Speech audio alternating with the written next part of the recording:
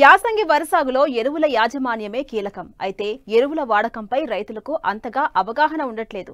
శాస్త్రవేత్తలు అధికారుల సూచనలను పట్టించుకోకుండా తోటి రైతులు వాడుతున్నారని, పొలంలోనూ అవసరం ఉన్నా లేకున్నా ఎడాపెడా ఎరువులను చల్లి ఖర్చులు పెంచుకుంటున్నారు. ఎరువులను సిఫారసు మేరకు సమయానుకూలంగా వేస్తే అధిక దిగుబడులు సాధించవచ్చని తెలియజేస్తున్నారు జమ్మికుంట కృషి విజ్ఞాన కేంద్రం శాస్త్రవేత్త డాక్టర్ మహేష్.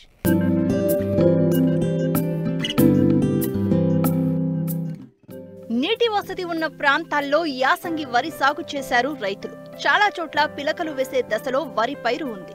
ఈ సమయంలో వరి పైరు ఏపుగా ఆరోగ్యంగా పెరగాలంటే ఎరువుల యాజమాన్యం పట్ల రైతులు శ్రద్ధ వహించాలి. సాధారణంగా యాసంగిలో స్వల్పకాలిక రకాలను సాగు చేస్తారు కనుక వరి పైరులో పిలకలు వేసే సమయం తక్కువ ఉంటుంది. అందువల్ల పంట దశను బట్టి సిఫారసు చేసిన ఎరువులను సమయానుకూలంగా అందించాలంటూ తెలియజేస్తున్నారు కరీంనగర్ కృషి విజ్ఞాన కేంద్రం శాస్త్రవేత్త డాక్టర్ మహేష్. వరిలో చూసినట్టయితే మనము అన్ని పోషకాలు అందే విధంగా చూసుకోవాలి. దాంట్లో భాగంగా మనము జీవన ఎరువులు మరియు పచ్చిరొట్టు ఎరువులటువంటి జీలుగా, పిల్లి పెసర వీటిని మనము ప్రధాన పొలంలో పెంచి తర్వాత వాటిలోనే కళ్ళె దున్నడం ద్వారా 20 నుంచి 25% నత్రజనిని ఆదా చేయడం జరుగుతుంది.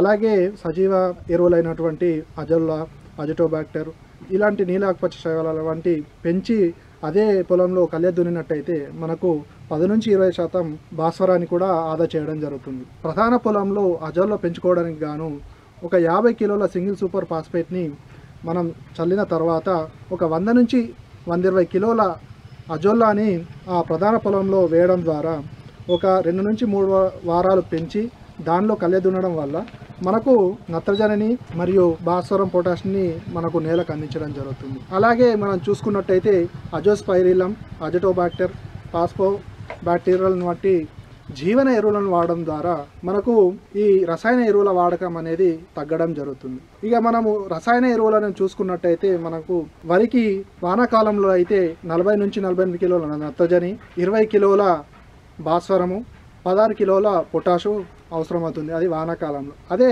యాసంగిలో చూసుకున్నట్టయితే 48 నుంచి 60 కిలోల నత్రజని, 24 కిలోల భాస్వరము, 16 కిలోల పొటాష్ అనేది అవసరమవుతుంది. అయితే ఈ ఎరువులు వేసుకునేటప్పుడు మనకు స్వల్పకాలిక రకాలైనట్టయితే ఈ నత్రజనిని 3 సమాన భాగాలుగా చేసుకొని దుమ్ము చేసినప్పుడు ఒకసారి, చాలా సదును చేసినప్పుడు ఒకసారి, అంకుర దశలో ఒకసారి, ఇలా 3 దఫాలుగా నత్రజనిని చల్లుకోవాలి.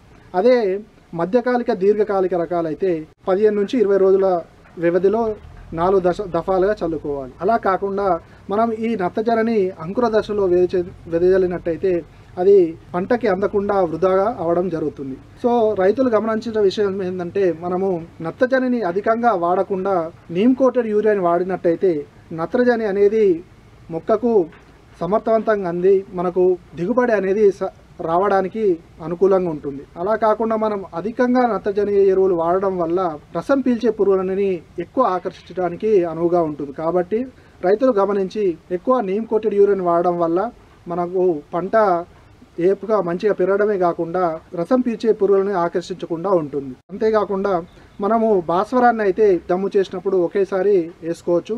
పొటాషియం అయితే రేగడి నేలల్లో అయితే మనకు మొదటి దమ్ము చేసినప్పుడు తర్వాత అంకుర దశలో వేసుకోవాలి. ఈ విధంగా మనము ఎరువులని అనేటి నత్రజని, భాస్వరాన్ని, పొటాషియం వేసుకున్నట్టయితే మనని పంటలో ఎరువుల యాజమాన్ని సమగ్రంగా కాపాడుకోవచ్చు. దీంతో పాటు వరి పొలంలో ఇంకొక పోషక లోపం అనేది చాలా ఎక్కువగా గమనించడం జరుగుతుంది. అది జింకు ధాతు లోపం. ఈ జింకు ధాతు లోపానికైతే మనం ఎప్పుడన్నా కానీ ఇప్పుడు మన కేవికలో లభ్యమైనటువంటి జింక్ సల్ఫేట్, అదే ల్యాబ్ జింకుని 1 లీటర్ నీటికి 2 గ్రాములు కలుపుకొని పిచికారి చేసినట్టయితే మనం ఈ జింకు ధాతు లోపాన్ని సమర్థవంతంగా నివారించుకోవచ్చు. ఇనుప ధాతు లోపు దీనికి మనము అన్నబేదిని మనం పొలంలో వేసినట్టయితే మనము ఈ లోపాన్ని కూడా నివారించుకోవచ్చు.